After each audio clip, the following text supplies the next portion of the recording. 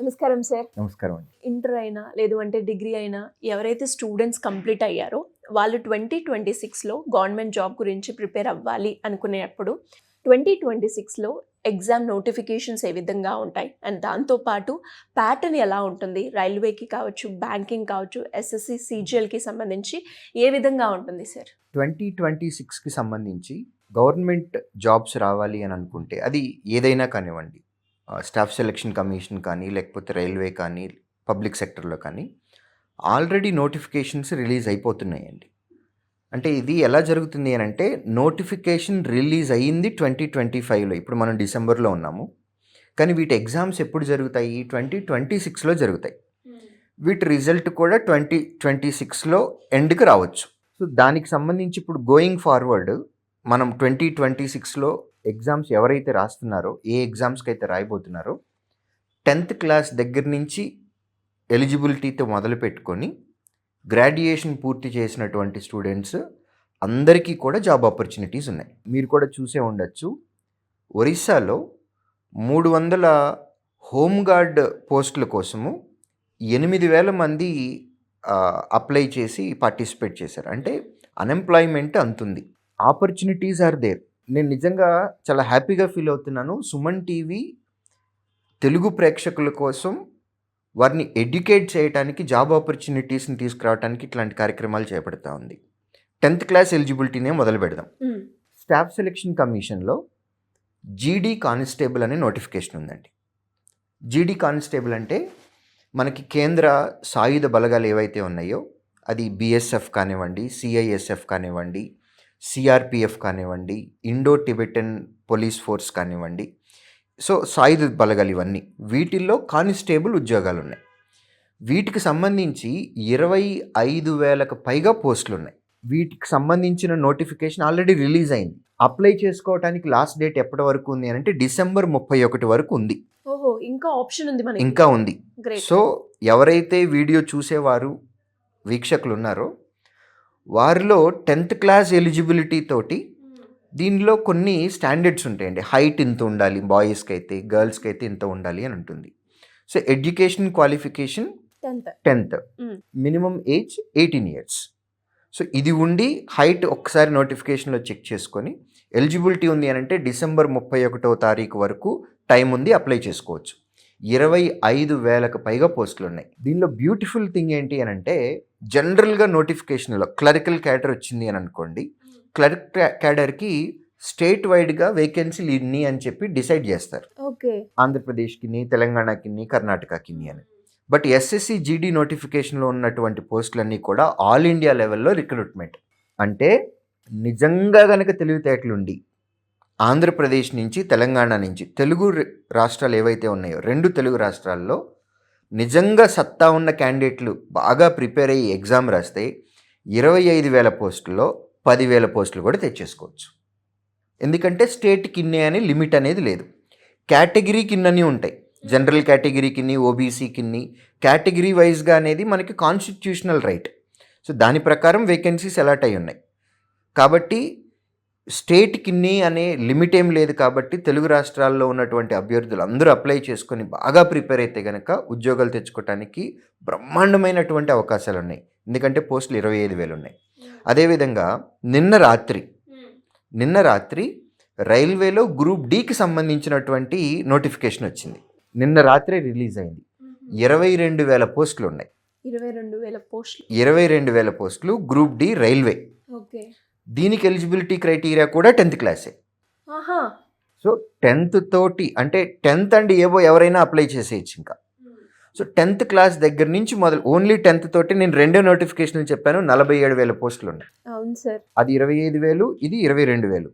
మేము last 8 yearsగా average తీసుకున్నామండి. ప్రతి సంవత్సరం క్రమం తప్పకుండా యావరేజ్గా 1,50,000 పోస్టులు భర్తీ అవుతున్నాయి. ఓన్లీ ప్రాబ్లం ఏంటి అని అంటే అవేర్నెస్ లేదు. True sir. నేను 2 నోటిఫికేషన్లు చెప్పాను, 47,000 పోస్టులు లెక్కొచ్చింది. అట్లా ఇంటర్మీడియట్ క్వాలిఫికేషన్ తోటి రైల్వేలోని ఎన్టీపీసీ ఎగ్జామ్ ఒకటి ఉంటుంది, నాన్ టెక్నికల్ పాపులర్ కేటగిరీస్. దానిలో 2 నోటిఫికేషన్లు ఉంటాయి, UG graduate level, under graduate level. So graduate లెవెల్కి ఒక నోటిఫికేషన్ ఉంది, అండర్ గ్రాడ్యుయేట్ లెవెల్కి ఇంకొక నోటిఫికేషన్ ఉంది. దానిలో ఆ రెండిట్లో కలిపి సుమారు 8,000 నుంచి 9,000 పోస్టులు ఉన్నాయి. ఆ నోటిఫికేషన్ కూడా ఆల్రెడీ వచ్చింది. At the same time graduation తోటి ALP assistant loco pilot railway డిపార్ట్మెంట్కి సంబంధించి ఆ నోటిఫికేషన్ కూడా ఆల్రెడీ వచ్చేసింది. సో ఇప్పుడు నేను చెప్పినటువంటి ఈ 5-6 నోటిఫికేషన్లోనే 60,000 పోస్టుల వరకు ఉన్నాయి. సార్ ఇది 10th ఇంటరా సార్? ఇది 10th ఉంది, ఇంటర్ ఉంది, గ్రాడ్యుయేట్ ఉంది. ఓకే. నేను ఫస్ట్ చెప్పినటువంటి జీడీ కానిస్టేబుల్, తర్వాత గ్రూప్ డి, ఈ రెండు 10th class. Under graduate level exam and then graduate level exam ఎన్టీపీసీలో.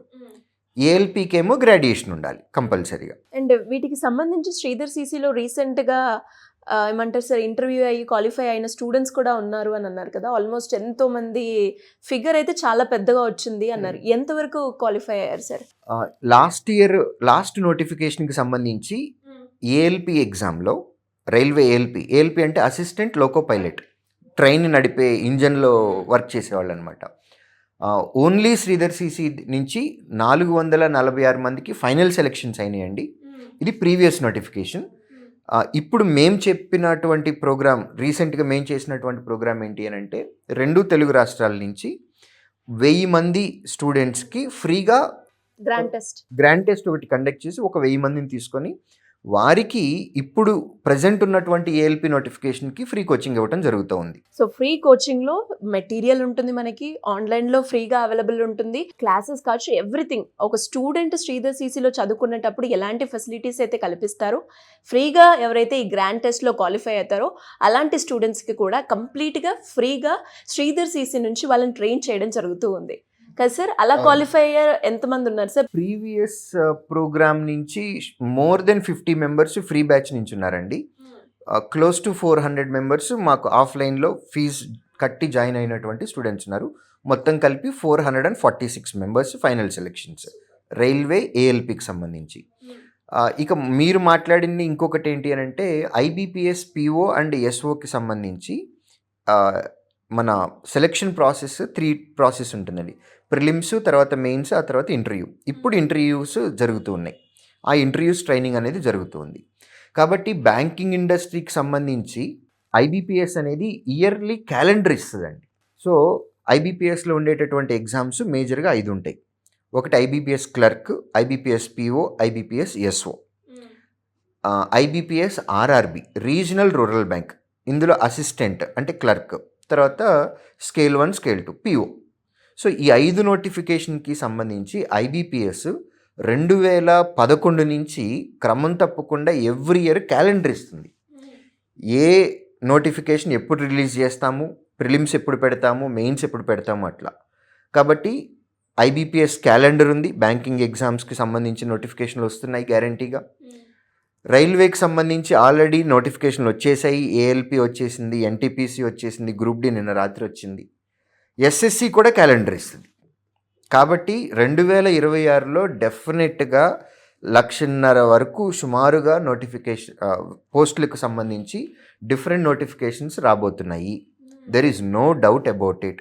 Aspirants అనేవాళ్ళు నోటిఫికేషన్ వచ్చిన తర్వాత ప్రిపరేషన్ స్టార్ట్ చేయాలి అని అనుకోకుండా ముందు నుంచే సిలబస్ మొత్తం నేర్చుకొని నోటిఫికేషన్ వచ్చిన దగ్గర నుంచి మాక్ ఎగ్జామ్స్ రాస్తూ రివిజన్ చేస్తూ మాక్ ఎగ్జామ్స్లో వాళ్ళు మిస్టేక్స్ ఏ క్వశ్చన్స్ అయితే చేశారో వాటిని కరెక్ట్ చేసుకుంటూ వాళ్ళ ప్రిపరేషన్ కనుక చేసినట్లయితే వాళ్ళకి జాబ్ రావడానికి ఎక్కువ ఛాన్సెస్ ఉంటాయి. అంతేకాని నోటిఫికేషన్ వచ్చిన తర్వాత ప్రిపరేషన్ అప్పుడు మొదలు పెడితే సబ్జెక్ట్ నేర్చుకునేది ఎప్పుడు, దాన్ని ప్రాక్టీస్ చేసేది ఎప్పుడు? ఇది కాంపిటేటివ్ ఎగ్జామ్లో time factor is very very important. So అక్కడ చెక్ చేసేది స్పీడ్ టెస్ట్ అండి, నాలెడ్జ్ టెస్ట్ కాదు. మెయిన్స్లో నాలెడ్జ్ టెస్ట్ చెక్ చేస్తారు. ప్రిలిమ్స్ కానీ టైర్ 1 కానీ లేదా సిబిటి 1లో కానీ స్పీడ్ చెక్ చేస్తారు.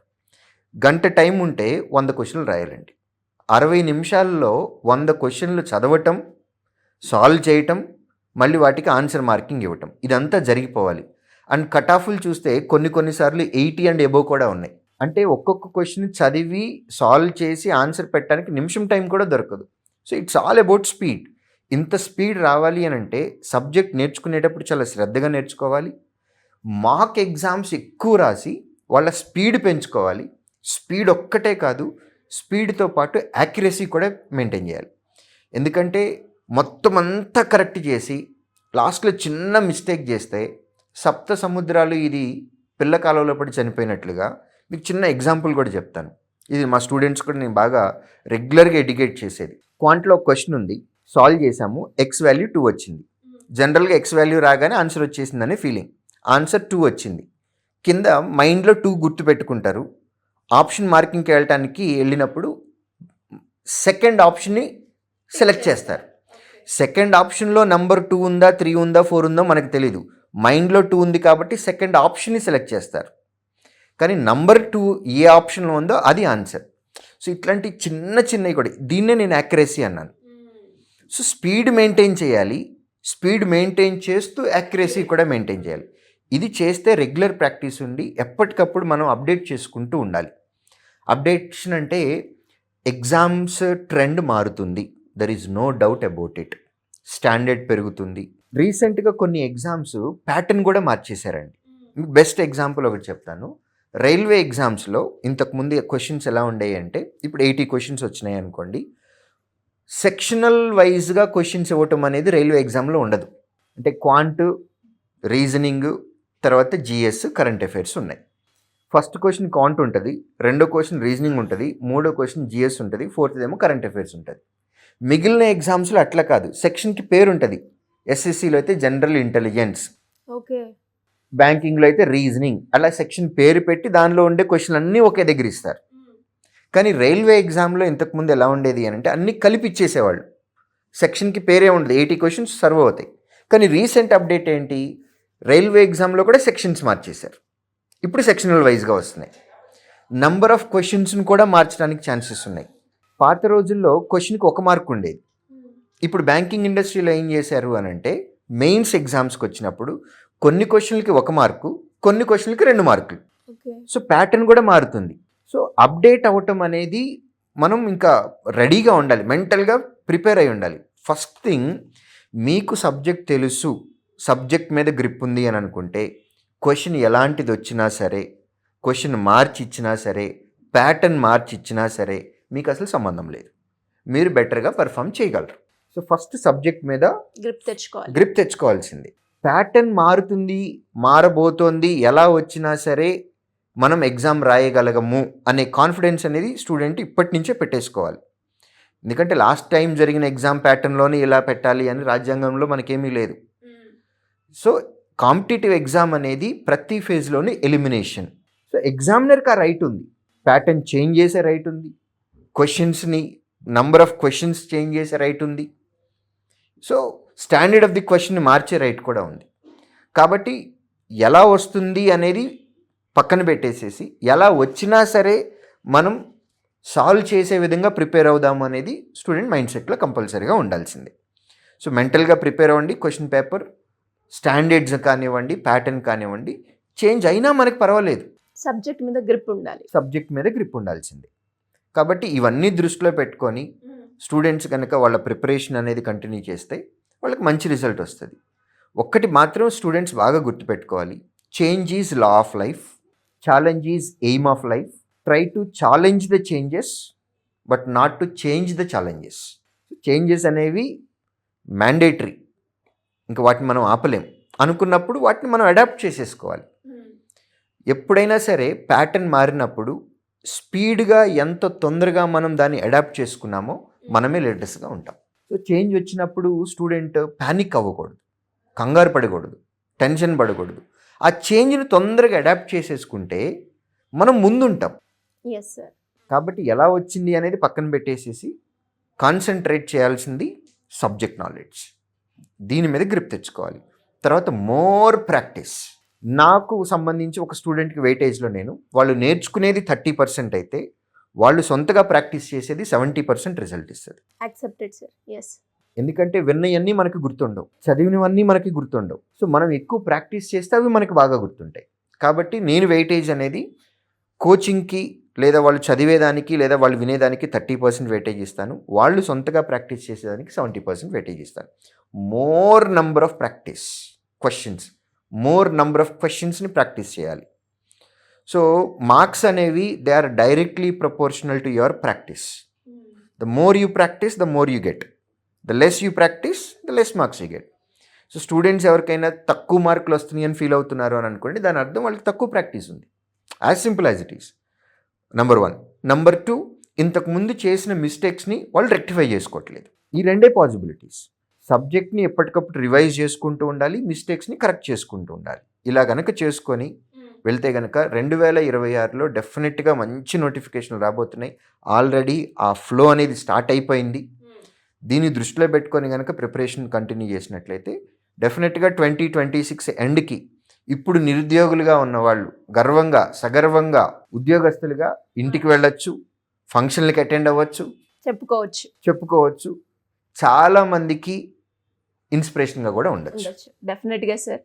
అండ్ మీరు అన్నట్టుగానే చాలామంది కూడా అంటే 10th క్వాలిఫికేషన్ లేదంటే ఇంటర్ క్వాలిఫికేషన్, డిగ్రీ క్వాలిఫికేషన్ ఉన్న వాళ్ళకి గవర్నమెంట్ జాబ్ ఆపర్చునిటీస్ ఎక్కువగా ఉంటాయి.